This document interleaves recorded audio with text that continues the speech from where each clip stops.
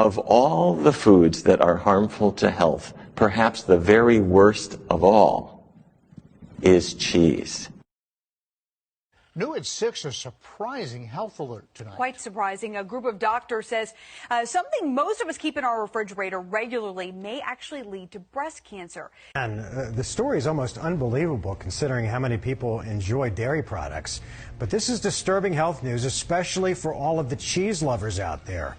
More than 12,000 doctors now across the country are calling on the FDA to put a cancer warning label on all cheese products. Dr. Deborah Wilson with the Feathers Foundation and Circle L Ranch is sounding the alarm. The alarm is about the risk of eating particularly cheese. She's one of 12,000 doctors trying to get the FDA's attention when it comes to cheese products. That is associated with a higher risk of not only getting breast cancer, but dying of breast cancer if you have breast cancer. It's particularly American cheese, cheddar cheese, and cream cheese. I wouldn't eat it. Breast cancer remains one of the leading causes of death in women, and now we're learning that this may play a role in that. This Breast Cancer Awareness Month, a group of more than 12,000 doctors is sounding the alarm about a new risk. This is a concern for every woman, not just someone who's had a diagnosis. That concern, cheese. Doctors say the high-fat dairy product contains high levels of estrogen, which research shows can lead to increased risk of both diagnosis and death from breast cancer. One study showing women who consumed the most cheese had a 53% higher risk of getting the disease. That's why the Physicians Committee for Responsible Medicine is urging the FDA to put cancer warning labels like this on cheese. There's enough evidence here to ask or suggest that women should go ahead and pass on the cheese. The committee issued this petition to the FDA on October 3rd. No response so far, though it has generally opposed adding warning labels to foods and drinks. Crosby, however, is optimistic about the plea, hoping it will require manufacturers to do more to promote breast cancer awareness than just slap a pink ribbon on products. Which makes it look like these foods might be beneficial for breast cancer, or at the very least not harmful, when really it appears that the opposite is true. It just sends my blood pressure up a little bit. Cheese is very high in calories. It's very high in fat, 70% fat, 70. And most of that fat is in the form called saturated fat. That's the fat that raises your cholesterol and is linked to Alzheimer's disease. You know, cheese averages 60 to 70% fat. When you take, 2 gallons of milk and concentrate it down to a pound of cheese, you got all of those morphine-like reward compounds concentrated in that cheese. And yeah, when people eat it, they're like, this is awesome.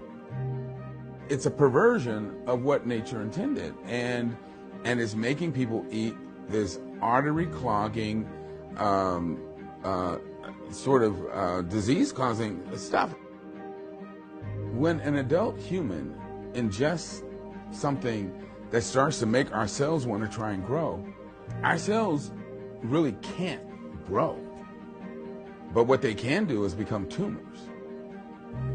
And some of those tumors can end up being cancers. And that's one of the reasons that you see that dairy foods are associated with cancer growth. Cheese seems to be addicting. People get hooked on cheese, and they want it every day. And because it's high in calories and fat, they gain weight. Because it's high in cholesterol as well as the bad fat, their cholesterol levels go up. And it's high in sodium too, so their blood pressure gets worse. And studies have shown that people that eat dairy foods on a regular basis have higher levels of a hormone called IGF, insulin-like growth factor. And insulin-like growth factor is a known cancer promoter. There's nothing about having excess hormones in the body that benefits the body. If anything, it overtaxes the organs, and as I said, over the long haul, will lead to disease. Hi, I'm Dr. Neil Barnard. I've got 3 facts about cheese that you need to know about. The first is, if somebody hasn't washed their feet in a good long time, you don't want to sit too near them. That's because brevibacteria on their skin are producing these smelly compounds.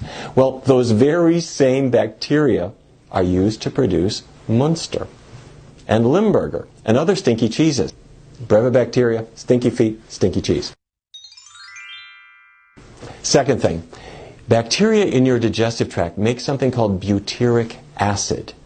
And bacteria used to produce cheeses make the very same butyric acid. So if you ever thought Parmesan smells a little like vomit, it's because it's exactly the same thing.